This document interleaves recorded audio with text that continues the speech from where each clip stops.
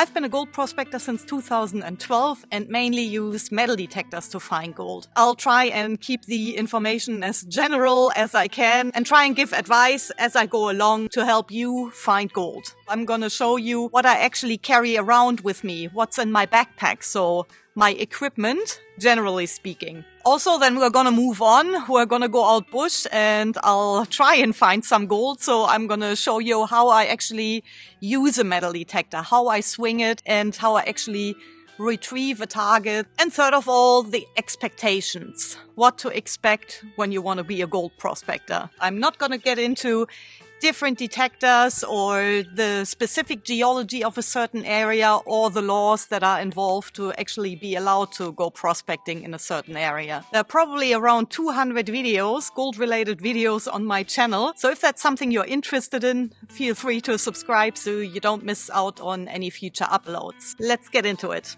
What are you doing on the table? Why? Am I not paying attention to you? They say it's the hardest to film with children and animals. Animals, it's definitely true. You too. Can I just concentrate on something else for 5 minutes, or do I have to entertain you constantly?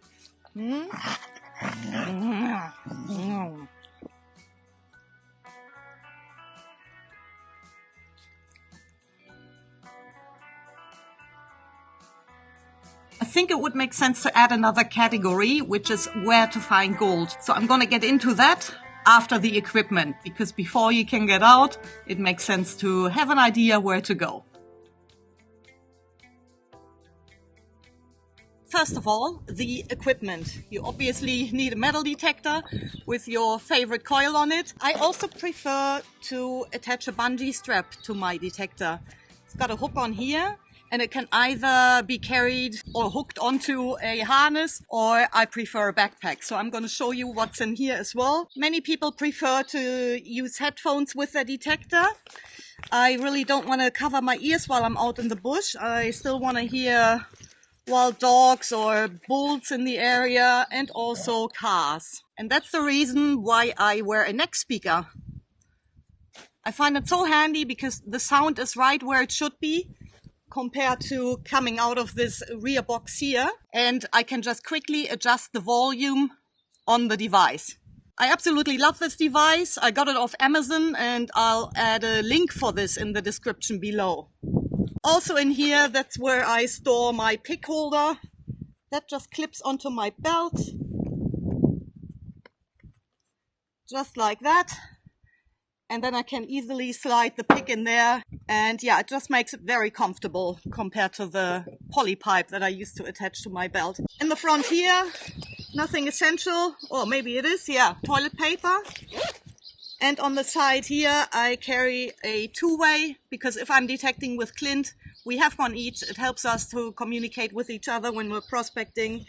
And it is just another safety device. Speaking about safety devices, this could be a lifesaver. It's a PLB, a personal locating beacon, I think it's called. If I was in trouble, I was out in the middle of the bush, and it could be a life-threatening situation, I could contact the emergency crews via this device here. It's got an antenna, it's got a button, and the signal will be sent with the GPS coordinates to the authorities. Could be a lifesaver. Go look it up, please. Of course, the water bottle, very essential out here. It is winter now in Australia, while everywhere else in the world it's summer. I only carry one water bottle around with me currently. In summer it's definitely more, and 3 or 4 liters is what I carry in my backpack in summer. Here's a very essential item in my backpack, the snake bite bandage. There are snakes out here, and this could just save my life. I hope I'll never have to use it, but it doesn't weigh much. It can easily go in here. And of course my elbow brace, which I'm going to put on. Also in my backpack is where I store my scoop. 10 years ago I never used to carry one, but nowadays the gold gets that small. It is that small, it just falls through the cracks in my fingers as I'm sifting through the dirt. So the scoop has become an essential item in my detecting gear. I've also got a chain in here just in case if I need it. But if I prospect a new area, I usually leave this on the bike or the quad. Obviously, I also carry a pick on me, and I prefer, this is like a perfect size handle for me. Some people like a shorter handle, but a lot of people also like a bigger handle and also a bigger pick head, which also makes it heavier, I assume. But yeah, this is the perfect size for me. Absolutely love this. I've had it for a few years now, and I'm pretty sure I got it from the Prospectors Patch in Perth. I'll also add a link to their shop in the description, because we've been buying quite a few things at their shop. They got all the rock tumbling gear, and also that's where we sell our gold. All right, I think we're good to go. That's my hip stick here, and when I put my backpack on, I have to carry a belt when I use the hip stick, so that can just clip into the belt here, like that. And then I attach the bungee cord of the detector to that loop there, and it just helps me carry the device. Especially this 7000, because it's a lot heavier than the 6 here. But still, just for the better coil control, I actually like swinging the 6000 with the hip stick and the bungee cord. It just makes it a bit more stable for me. But I'm gonna pack all this up, we're gonna drive out, and then I'm gonna show you how I swing the detector. I'm not gonna go into the details how things work on this machine, but just in general, and hopefully we'll find some gold then. Now that you've got the gear, you should know where to look for gold. Here in Western Australia, there is a lot of resources available for free. So I mainly use Tangraph and a few other ones. And I have the Trilobite app for my phone. That helps me out in the field, and the rest is more research on the computer. And because there are so many variables between different laws, different states, different countries, again, I'm not going to go into details of these, but I'm sure if you have a little bit of a look online and do a little bit of research, there should be helpful resources there, even groups and forums where there should be all the information you need for your area. It definitely helps to have a good starting point, because there's a lot of country out there that doesn't even carry any gold at all. It would just be helpful to get started in a gold carrying area. Ideally, when I decided on a spot, I make sure to pick more than one area. Ideally, it's 2 or 3, because once I'm out there, I want to get the most out of it. And if I don't find any gold in the first spot, then I'll just move on to the next one. And that way I raise my chances of finding gold. Of course, I'm assuming you've got your paperwork in place, your miner's right, which it is over here in Western Australia, or your prospecting permits. And also, is it accessible to get there? I use satellite imagery a lot and overlays of different other maps, and then I try to work out tracks. And if it's a spot that's not too far off the road, I park my car in a safe spot and I just walk to the spot. You've got the gear, you made it to your spot, now you want to start detecting. First of all, I put my detector on the ground. It doesn't matter if I'm in a car or a quad. I always unpack the detector first, take it a few meters away from any interference source. There can be a car, a fence line, whatever it is. Just take it out there and then you can start it up.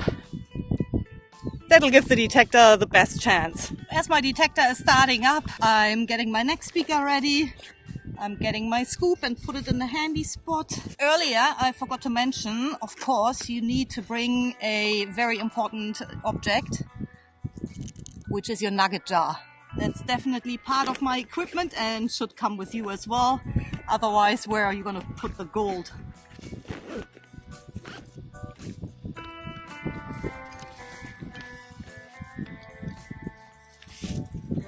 So the detector is starting up. You've got everything organized, and I usually make sure that I'm comfortable, that the backpack is adjusted. If you want to swing your detector out there for hours and hours, then you might as well make sure that everything sits properly. In summer, obviously, I'd wear gaiters because I wear shorts, so to protect my legs from snake bites, I put gaiters on. Haven't seen any snakes for several months. Depending on what it is in your area, you might want to carry a bear spray or something. Your detector has done its startup. You're comfortable, you're good to go. Let's start detecting. I want to make sure that the length of the shaft is adjusted to a nice height where it's comfortably for me to swing the detector. Not too long and obviously not too short either. Get some metal-free boots. Definitely helps when you've got a powerful detector like this one. I've got this bungee strap and hip stick adjusted in a way that I just got to put some slight pressure onto the detector. That way I don't have to hold it up and lift it. with my tennis elbow, so I'll just push it down slightly, and that way I can go up over the rocks or back down in between the gaps. And off you go.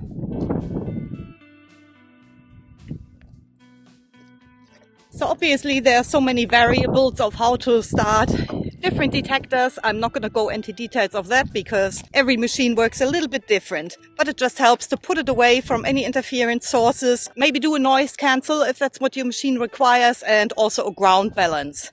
So in this case, I just push this button in, lift the coil up and down, and then I'm good to go again. So now that your machine is set up and you're good to go, you want to make sure that you've got a nice, steady swing speed. You don't want to go too fast, you don't want to go too slow. Just something nice in between, without bumping too many rocks, because it might set up your detector. And then you just work your way along over the ground, left and right. You might want to pay attention to your coil. It should be flat on the ground. It shouldn't be tilting up like that or the other way, because you get the best result if the coil is flat on the ground. Just above the surface, as close as you can swing it without hitting too many obstructions like rocks and sticks.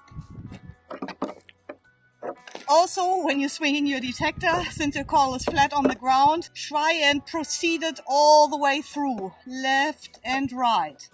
I see it a lot that the coil goes like that when people swing it, so you want to avoid that. Obviously, there's a difference between prospecting and detecting. When I go prospecting, I don't know if there's any gold just in that area there. I might be walking around all day not getting anything.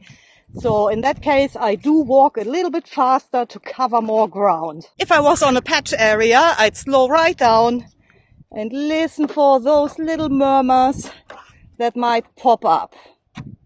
Is it a murmur? Maybe. Swing it over again and over again. You might even move a rock, swing it again. And if the change in the threshold increases, obviously that's when you start digging. You gotta be aware, what's your coil doing? Did the detector just make a noise because you bumped a rock? Or is there maybe a target underneath it? So you just lift it out of the road. And then you just work your way along, hoping for a little change in the threshold, so you can start digging a hole. It definitely helps to wear the hip stick and the bungee cord. It just gives me way better coil control, especially with that skinny nugget finder coil here. It tends to flip around a bit and my shaft has to be adjusted very tight. Most Minelab machines come with very good factory preset settings. That's probably what I'd use to start off with. Or if you read something, if you hear something, try it, see if it works for you. And if not, just go back to the factory preset settings. You can be changing your settings all day long and still not find any gold because the settings might just not be working. It just helps to carry a little test nugget. It'll just give you an idea if your detector is set up in the right way. So I usually carry a small little test piece in my container here. It's only probably 0.1 of a gram.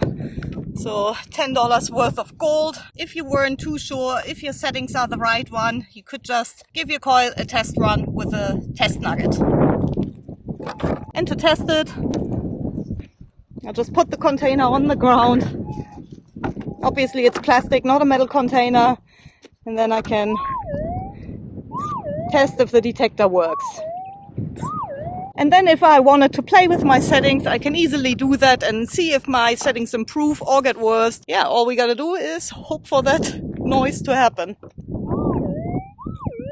Another reason why I think that a test nugget is a handy device, especially for beginners, you do want to know where is the sweet spot on your coil. Every detector works differently. Like I said, every coil works differently, but we'll just have a look. Where is the sweet spot with this little nugget here on that coil? So as you can see, we're not going to get much of a noise from the middle of the coil. The noise will be on the outside rings. It is very important to know where are the sweet spots on your coil. It just helps when digging a target. You can retrieve the target a lot quicker if you know where to dig. All right, now that everything is set up, let's look for a real target and see what I do to pinpoint it and to retrieve it quickly so I can move on to the next one.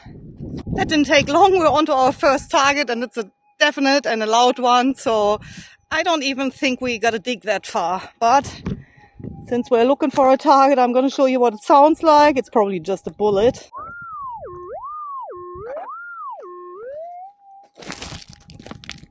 So I made sure I roughly knew where it is. And it's still buried. We know that the sweet spot of this coil is on the outside ring there. We're just going to swing it across until we hear the target.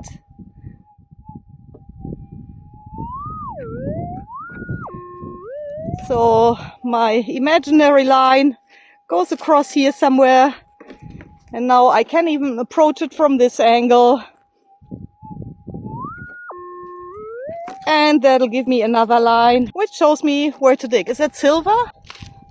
No, it's not silver foil, so let's just dig it out. The target should be somewhere in there. I'm gonna start digging a little bit behind it, just to avoid ramming the picket here directly onto it. If it's a nice nugget, then I wish to keep it in one piece and not have it dinted by my pick.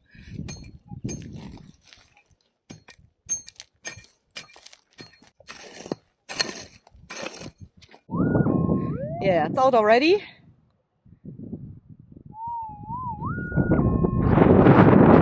Somewhere in this clump here, so I might even squash it down, spread it out a bit, just like that.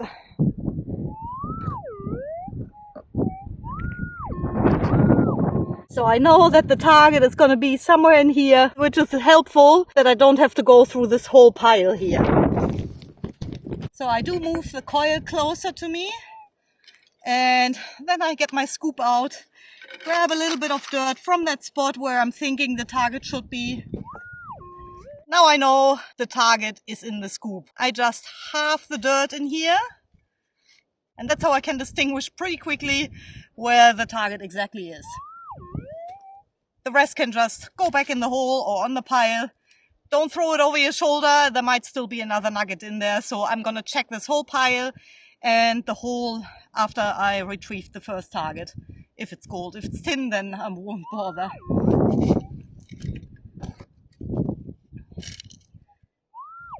And then you just continue that process until you know where the target is. I'm not gonna go through this dirt here quite yet to see where is the target, because a lot of the times it's quicker just sifting through it. And now I can actually see it. We found ourselves a shotgun pellet. There it is. Good news with shotgun pellets. They sound very similar to gold because lead has got a similar density. I always put my rubbish into my pocket. I don't want to leave it out here because I'm on a patch. I want to get rid of all this rubbish, so it's a little bit easier to find the gold in between. I don't want to be digging the same rubbish twice. Simply fill your hole back in. Move on to the next signal. At the beginning it's totally normal that the whole scoop and hand thing might take you a while, but the more experience you get, the faster it'll go, and the faster you're going, the more targets you can retrieve during the day, and that raises your chances of finding more gold during the day. Of course, a little bit of luck is always helpful in the gold prospecting game. I'll just continue swinging the detector. I'll probably dig up to 50 targets a day. Depends in which area I am. Sometimes I don't even get any targets at all. Sooner or later, if you're in a gold carrying area, you should come across a nugget. Good luck out there. Hope you learned something. Yeah, I spent a few more hours out there, dug a few more holes, and that reminded me to remind you to get a magnet, because some of those targets were magnetic rubbish, like this piece of wire here, and also some noisy hot rocks. And in those cases, it just helps a lot to put a magnet on your pick. It's just so much easier to go through the pile and retrieve your rubbish first up. It can be tin, whatever it is, sticking to your magnet. It just helps out a lot. Let's talk about what to expect when you want to be a gold prospector. It is pretty simple. The less you expect, the less disappointed you're going to be. It is very hard to find gold, especially at the beginning. It took me 3 months going detecting every single day before I even found a piece of gold. At the beginning, it's probably better to see gold prospecting as a weekend hobby, as a fun thing, to be out in the bush, to be active. Instead of quitting your job straight away, it's probably better to join a club or join a group, maybe even go on a tour and see if it's something for you. The bush life, the camping, the flies, the heat, whatever it is. If you enjoy being in the bush, being remote, away from the hassles of the city, then carrying a metal detector is probably a great addition to a relaxing weekend trip. Also, gold is a bit strange like that. It doesn't come when you need it the most. I've been in that situation a lot, where I was out in the bush trying to find a few bits of gold to put some diesel into the tank. That's usually when the gold doesn't come. You just can't rely on it. If you find gold, of course, that's the bonus. Hope you learned something, guys. Let me know if you've got any questions. Be happy, be safe, and keep on swinging.